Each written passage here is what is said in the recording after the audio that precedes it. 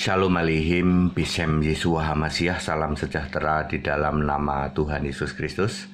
Saya Pendeta Henry Tandianta MPS.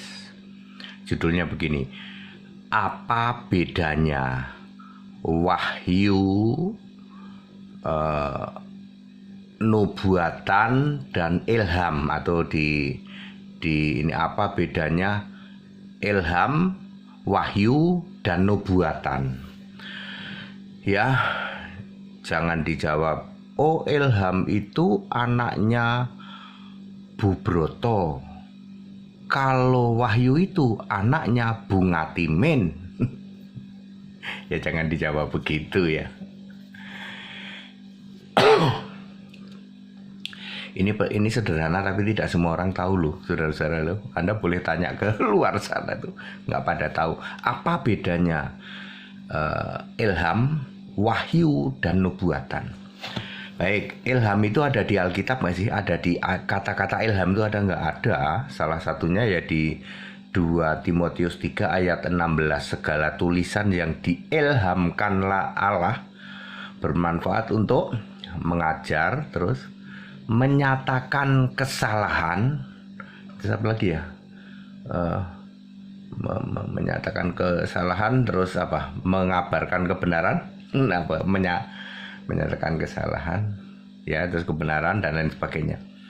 Jadi segala tulisan yang diilhamkan Allah itu adalah Alkitab. Itu bicara tentang ilham. Kalau wahyu itu ada di Alkitab nggak? Wahyu itu contohnya Wahyu 1 ayat 1. Inilah wahyu dari Yesus Kristus yang dikaruniakan oleh Allah kepadanya. Jadi Yesus Kristus masih punya Allah. Ke laut aja. Yesus Kristus itulah Allah ya. Kalau sedang bicara pewahyuan, berarti itu wahyu dari Yesus Kristus yang dikaruniakan Allah. Ini kan masih di Pulau Patmos. Yesus, makanya nanti di ayat 8, Wahyu 1 ayat 8 ditulis pakai huruf merah toh ya. Wahyu 1 ayat 13-16 itulah description Yesus tubuh kemuliaan. Wahyu itu ada di Alkitab.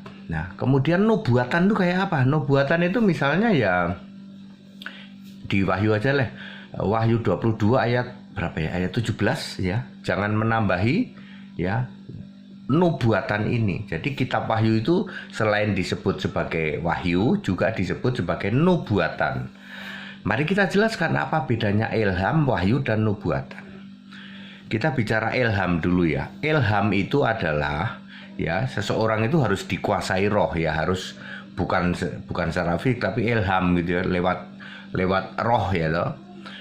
Untuk masa-masa lampau. Jadi ilham itu untuk masa lampau. Ya. Contohnya bagaimana Musa bisa menulis Adam. Ya, Adam sama Musa itu selisihnya 4.500 tahun selisihnya, ya. Kok Musa bisa nulis tentang Adam ya? Pakai apa? Dulu belum ada laptop, belum ada USB. Itu yang disebut ilham. Bagaimana Paulus bisa menulis tentang Adam di dalam Roma 5 ayat 13 misalnya. Dari sejak Adam sampai Musa dosa belum diperhitungkan. Kok tahu Paulus dari mana? Baca Alkitab Pak? Enggak ada. Ya cuman Paulus doang yang ngomong gitu. Kok tahu Pak? Dia diberi ilham untuk bisa menceritakan masa-masa lampau ya.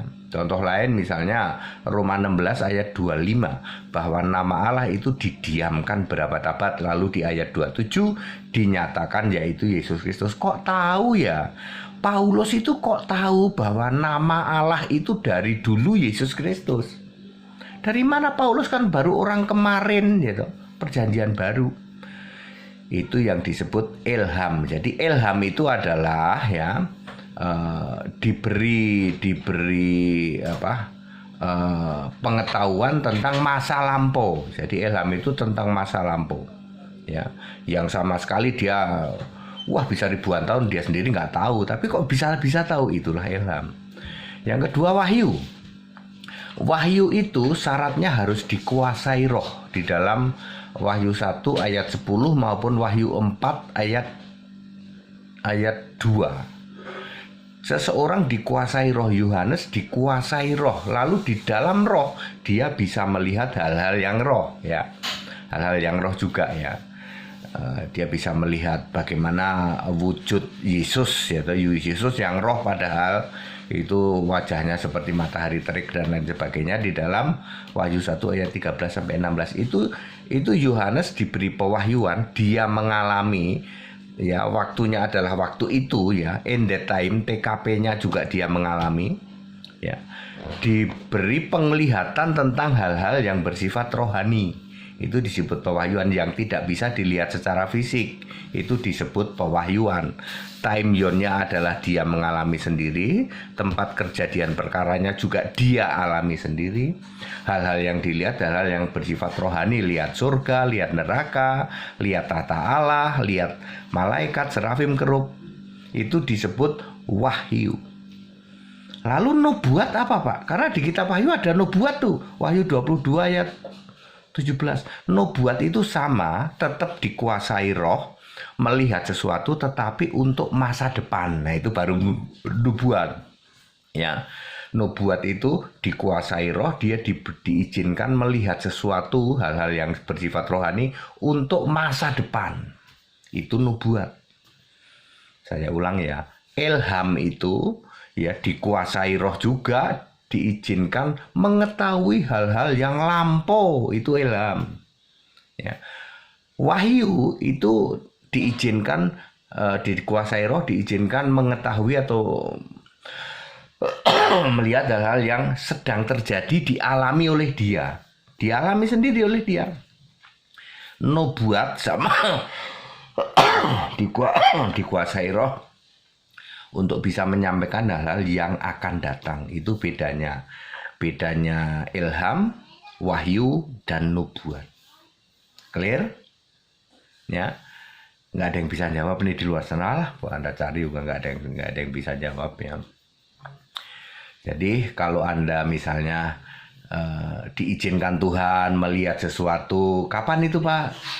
Hari ini tuh aku mengalami tuh melihat sesuatu apa? Sesuatu yang akan datang, itu namanya nubuat. Aku melihat sesuatu, tapi sesuatu itu saya alami sekarang. Misalnya sekarang ini aku diizinkan melihat alam maut, artinya itu pewahyuan, ya.